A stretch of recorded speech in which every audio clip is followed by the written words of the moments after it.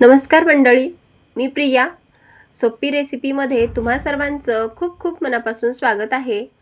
आज आपण अतिशय खमंग कुरकुरीत नाश्ता बनवलेला आहे. तर हा जो नाश्ता आहे ना, आपण कच्च्या बटाट्यापासून केलेला आहे. बनवायला इतका सोपा आहे आणि खायला तर खूपच टेस्टी झालेला आहे. अगदी ही जी रेसिपी आहे ती संपेपर्यंत सुद्धा अगदी अशीच कुरकुरीत राहील याची मी गॅरंटी देते तुम्हाला. बघा, एक पापडी मी तुम्हाला तोडून सुद्धा दाखवली आहे. अगदी कुरकुरीत आणि खुसखुशीत सुद्धा ही पापडी झाली आहे. तर याला जास्त काही सामान सुद्धा लागणार नाही. आपल्या घरामध्ये जे सामान उपलब्ध आहे त्यामध्येच ही पापडी आपण बनवून तयार केली आहे.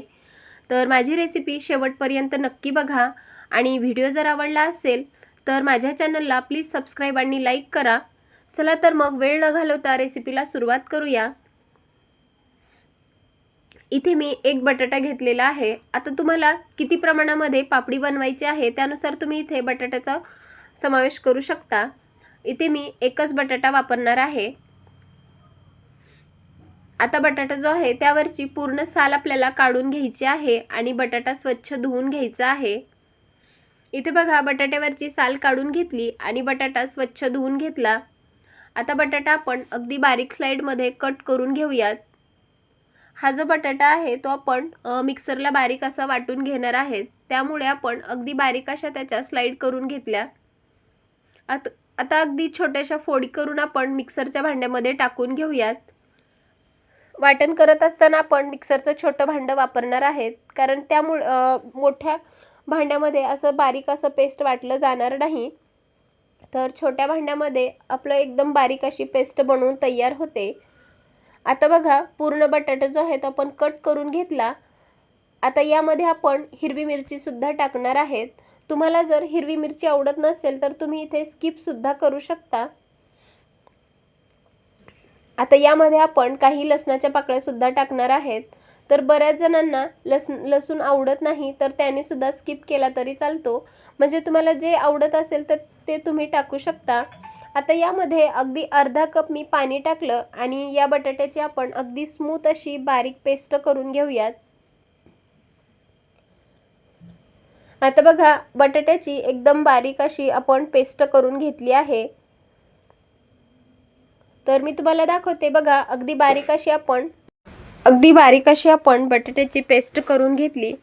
आता बघा, या पेस्टमध्ये जर काही बटाट्याचे मोठे असे कण जर राहिले असतील तर ते आपण काढून घेणार आहेत. इथे बघा, असे थोडेसे बटाट्याचे जर जाडसर कण असतील ना तर ते आपल्याला काढून टाकायचे आहेत, कारण आपल्याला चपाती लाटत असताना ते मध्ये येतील आणि चपाती व्यवस्थित लाटली जाणार नाही. आता एका मोठ्या बाउलमध्ये ही जी बटाट्याची पेस्ट आहे ती आपण टाकून घेऊयात. यामध्ये आता आपण काही कोरडे मसाले टाकणार आहेत. त्यासाठी मी इथे 1 चमचा ओवा टाकून घेतला. 1 चमचा पांढरे तीळ टाकते. जर तुमच्याकडे काळे तीळ असतील तर काळे तीळ सुद्धा यामध्ये तुम्ही टाकू शकता. अर्धा चमचा मिरेपूड टाकली आहे. याऐवजी तुम्ही अख्खे मिरे अगदी दरदरीत वाटून यामध्ये सुद्धा टाकू शकता. 1 चमचा धनेपूड टाकायची.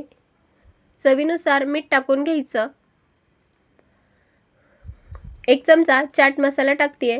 आता जर तुमच्याकडे आमचूर पावडर असेल तर ते सुद्धा तुम्ही यामध्ये टाकू शकता. चाट मसाल्यामुळे या पापडीला खूप छान अशी चव येते. अगदी अर्धा चमचा लाल तिखट टाकलं. आपण या अगोदर हिरवी मिरची सुद्धा टाकली आहे, तर त्यामुळे तिखट जे आहे ते थोडंसं कमी जास्त करू शकता. आता हे कोरडे मसाले जे आहेत ते बटाट्यामध्ये आपण चांगल्या प्रकारे मिक्स करून घेऊयात. त्यामुळे जे आपले कोरडे मसाले आहेत ना ते सर्व बटाट्याला व्यवस्थित लागले जातील. आणि असा एखादा बटाट्याचा जाडसर कण जर मध्ये असेल ना तर तो आपल्याला काढून टाकायचा आहे. आता सर्व कोरडे मसाले या बटाट्यामध्ये आपण चांगल्या प्रकारे मिक्स करून घेतलं. आता लगेच आपण यामध्ये थोडंसं तेल टाकूयात. इथे मी रिफाइंड तेल वापरलं आहे. म्हणजे इथे आपण तेल जे आहे ते अजिबात गरम केलं नाही, थंडच तेलाचा वापर केलेला आहे. आता तेल टाकलं की परत हे आपण चांगलं मिक्स करून घेऊयात. तेलामुळे पापडी जी आहे ती अगदी खुसखुशीत होते. तेल छान असं फेटून घेतलं की यामध्ये आपण पीठ टाकूयात. आता इथे मी पिठाचं प्रमाण सांगितलं नाही, कारण या पेस्टमध्ये जेवढं पीठ बसेल ना तेवढं पीठ टाकून आपल्याला हे पीठ मळायचं आहे. तर सुरुवातीला मी 1 वाटी पीठ घेतलं आणि आता यामध्ये आपण बारीक रवा टाकणार आहेत. तर 2 मोठे चमचे रवा वापरलेला आहे. तर रवा जो आहे तो आपण अगदी बारीक रवा वापरलेला आहे.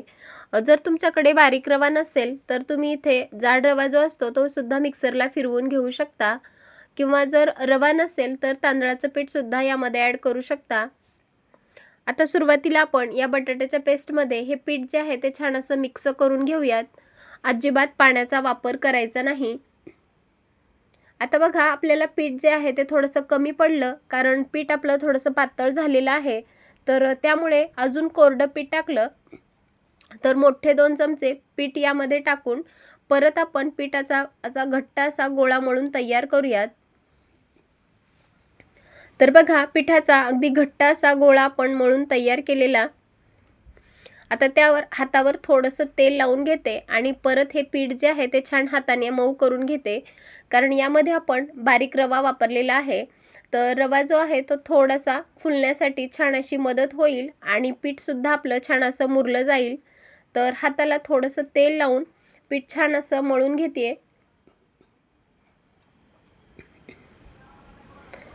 आता बघा, पीठ आपण छान असं हाताने मऊ करून घेतलं की आपली जी मसाला पापडी आहे ती अगदी छान अशी होते. आता यावर आपल्याला झाकण ठेवायचं आहे आणि कमीत कमी एक 15 ते 20 मिनिट हे पीठ आपण आता रेस्ट होऊ देऊयात, कारण रवा जो आहे तो छान असा फुलला जातो. त्यामुळे एक 15 ते 20 मिनिट हे पीठ असंच आपण ठेवूयात. 15 ते 20 मिनिट झालेले आहेत. आता यावरचं झाकण काढून घेतलं आणि बघा, पीठ आपलं छान असं रेस्ट झालेलं आहे. आता हे पीठ हाताने परत एकदा आपण मळून घेऊयात आणि आता याचे छोटे छोटे गोळे करून घेऊयात. ज्याप्रमाणे आपण चपाती लाटतो ना, त्या प्रकारेच आपल्याला अगदी छोटे छोटे गोळे करून घ्यायचे आहेत.